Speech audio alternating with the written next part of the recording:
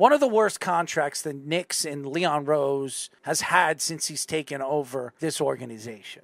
It was the Julius Randle and Evan Fournier contracts that made me shake my head. Besides those contracts, I think Leon Rose has done a very good job. He made a choice and a decision with Jalen Brunson. He thought that Jalen Brunson coming to his home team, the New York Knicks, who he rooted for, where he's from, and his father is one of the assistant coaches on Tom Thibodeau's bench. He took a chance with a guy like Jalen Brunson, didn't overpay him, paid him a very fair contract, and it's worked out. He gave Mitchell Robinson in the offseason a 4-year extension, a very workable 4-year extension worth about $60 to $70 million for a big man. If he's on the court, one of the better top 5 big men in the league. You look at R.J. Barrett. He wanted to trade him. He didn't want to trade him. He wanted to trade him. He gave the Cleveland Cavaliers an opportunity to make a move for him, and then they didn't want to move with the move because it was going to be a 3-team trade. We all know what Utah wanted. And what happened? The Knicks decided to keep R.J.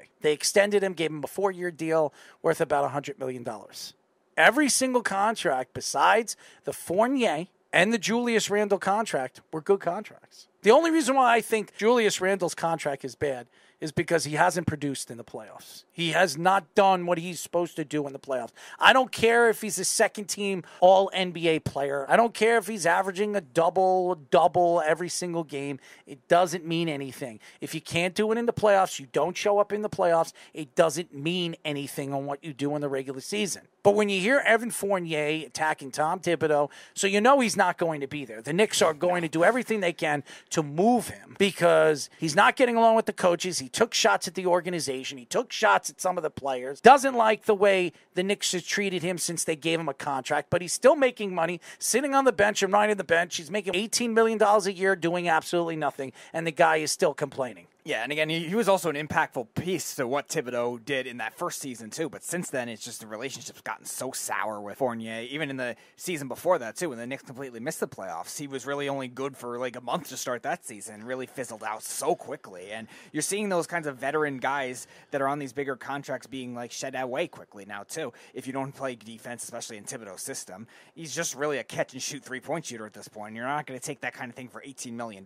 And Tom Thibodeau had to evolve himself in order to get this Knicks team into the playoffs. The young guys, yes, Obi Toppin didn't play as much as he should have, but a lot of the other younger guys finally played some more, and somebody had to bite the bullet, and that was Fournier. You see this offseason, the Knicks decided to part ways with Obi Toppin. I disagree. I would have not moved Obi Toppin. I know they try to make it better because they brought Obi Toppin's brother in after they Jacob moved Toppin, him, yep. Which Jacob's not making the team. Probably not. Jacob will play in the G League, and I understand the Knicks have a good relationship with the Toppins, but at the end, Tom Thibodeau did not have a good relationship with Obi Toppin. He did not have a good relationship with Fournier. Even Derrick Rose was upset that he wasn't playing enough. I don't know how he was taken out of the rotation when the Knicks decided to extend his contract for another year, which made absolutely no sense. So you were paying Derrick Rose to do nothing on the bench. That didn't make any sense either. Well, like the Kemba Walker contract. They had them 1 year and he barely played, and then he just rode the bench when he struggled. Honestly, Fournier speaking is not surprising. We've seen this with a lot of ex-Knick players. Zebo, he complained when he was traded by the Knicks, and he thought that he wasn't getting enough playing time on the court, and his game didn't fit the Knicks, and then he goes to Memphis. Yeah, and he was great. And he was a dominant player with the Knicks.